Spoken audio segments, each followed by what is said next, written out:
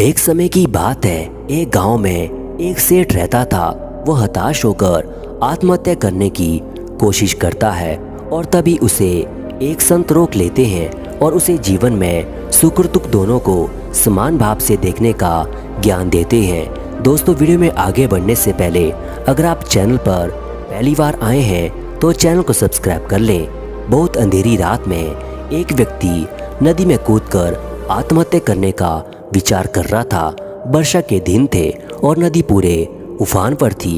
आकाश में बादल घिरे थे और रह रहकर बिजली चमक रही थी। वो आदमी काफी धनी व्यक्ति था, लेकिन अचानक हुए घाटे से उसकी सारी संपत्ति चली गई थी। उसके भाग्य का सूरज डूब गया था।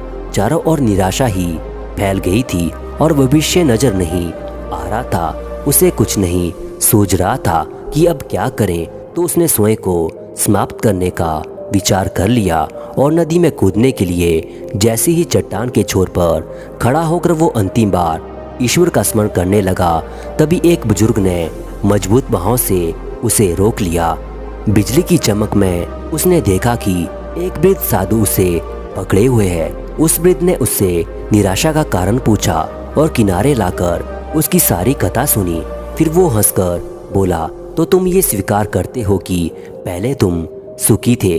सेठ बोला, हाँ, मेरा भाग्य का सूरज पूरे प्रकाश से चमक रहा था। सब और मान सम्मान और संपदा थी। अब जीवन में सिवाय अंधकार और निराशा के कुछ भी शेष नहीं रहा। वो साधु फिर हंसा और बोला, दिन के बाद रात्रि है और रात्रि के बाद दिन है। जब दिन नहीं टिकता तो रात्रि भी कैसे टिकेगी? परिवर्तन प्रकृति का नियम है।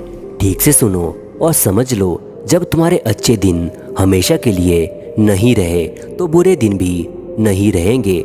जो इस अटल सत्य को जान लेता है वो सुख में सुखी नहीं होता और दुख में दुखी नहीं होता। उसका जीवन उस अडिग चट्टान की भांति हो जाता है जो वर्षा और धूप में एक समान ही बना रहता है। सुख और दुख को जो समझ लो कि उसने स्वयं को जान लिया है। सुख दुख तो आते जाते रहते हैं, यही प्रकृति की गति है। सोचो, यदि किसी ने जीवन में एक ही जैसा भाव देखा, हमेशा सुख का ही, जिस चीज की आवश्यकता हुई उससे पहले ही वो मिल गई, तो क्या वो उस उपहार पाने की खुशी का अनुभव कर सकता है? दुख न आए तो सुख का स्वाद क्या होता है, ये कोई कैसे जाने। इसलिए जीवन में सुख और दुख दोनों जरूरी है। जो इस अटल नियम को जान लेता है उसका जीवन बंधनों से मुक्त हो जाता है। ये सब सुनकर वो सेठ सब कुछ समझ गया और साधु के चरणों में गिरकर उसने अपनी की गई भूल को सुधारने का प्रण लिया।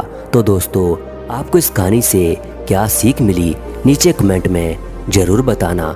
अगर आपने वीडियो को पूरा देखा है तो आपका बहुत बहुत धन्यवाद। मिलते हैं एक और नई ज्ञानवर्धक वीडियो के साथ।